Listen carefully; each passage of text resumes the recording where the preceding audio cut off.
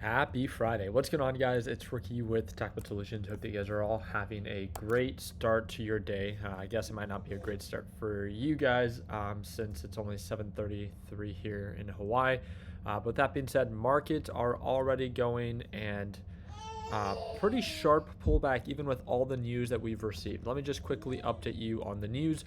Breaking, President Trump says that U.S. Navy is lifting its blockade of the Strait of Hormuz, and he is meeting within the Situation Room to make final determination on the Iran deal. Again, the big news today is that President Trump says that the naval blockade in the Strait of Hormuz is now lifted.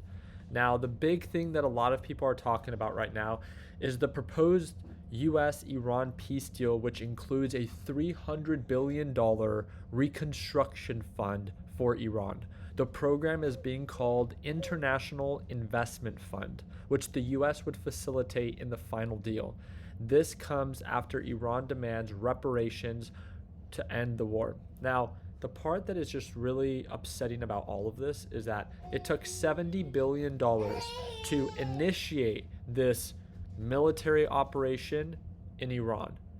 Now you're saying we used $70 billion of tax-paying dollars, yours and I's, to attack them, and now we're going to be using tax-paying dollars, $300 billion in restitution because we attacked them, and all in return is people like you and I will now get the taxes raised because now we have to cover the bill of these actions. Again, this is the part that's incredibly upsetting. As of right now, NASDAQ market did rally to highs of 741, but has now pulled on back. It's Friday, market sentiment is still incredibly strong. We'll see if the final deal actually ends up getting closed. But as of right now, markets are still up about 0.25%, and we'll see if they continue.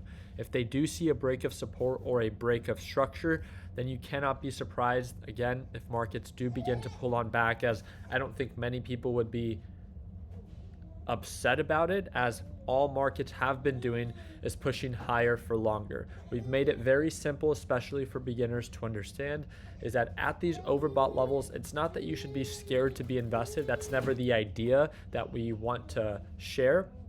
It's more about understanding the position size management, knowing when to be aggressive and knowing when to be a little bit more conservative.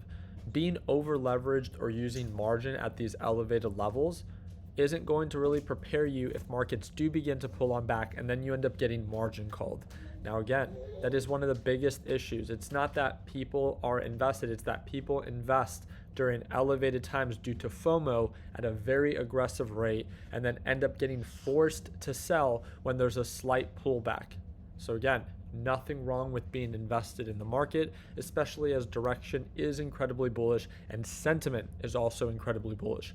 But it's knowing how much to have in the market during maybe elevated or uncertain times. With that being said, as things continue to develop, I'll do my part in keeping you guys up to date, but also a quick update on Dell. Dell went from highs of $452 per share with a sharp pullback down to $400 per share.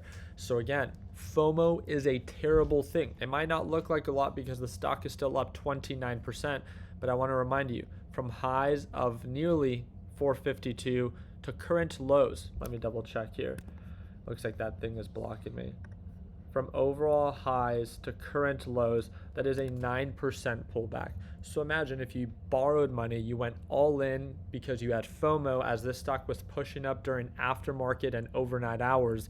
And then just for markets to open, people began taking profits and you end up losing 9 to 10% due to FOMO.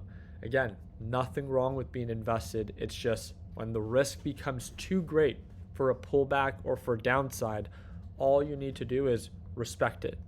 And by respecting it, you respect it with that position size management. So really excited to do my part in keeping you guys up to date. I did pay attention to Dell, looking and using Investing Pro, and we could see that its P ratio after reporting earnings dropped even lower, 24.5 times multiple. That is, I don't want to say half of NVIDIA, but it is still incredibly cheap in the way that it's growing, and it's very impressive, not just with its fundamental growth, But again, you would think a stock that has rallied over 100% in a very short period of time would be quite overbought fundamentally, overvalued. That's definitely not the case for Dell. So Dell is definitely one based off of how it's performing that I'm keeping a close eye on. But again, it just ran up 29%. So I have no intention of buying it now. There's a lot of excitement, there's a lot of hope. I'm going to wait for that to kind of fizzle out and see what the corrected or true value of it becomes before it continues this uptrend. I'll do my part in keeping you guys up to date. Just wanted to make sure that you guys were all aware of what was moving the market today. You guys let me know down in the comments section what you think. Based off of this proposed Iran and US deal, do you think it's fair that tax-paying Americans like you and I need to cover the bill of a $300 billion reconstruction fund for Iran after we already spent $70 billion in attacking them? Seems kind of counterproductive, right? You guys let me know down in the comment section what you think.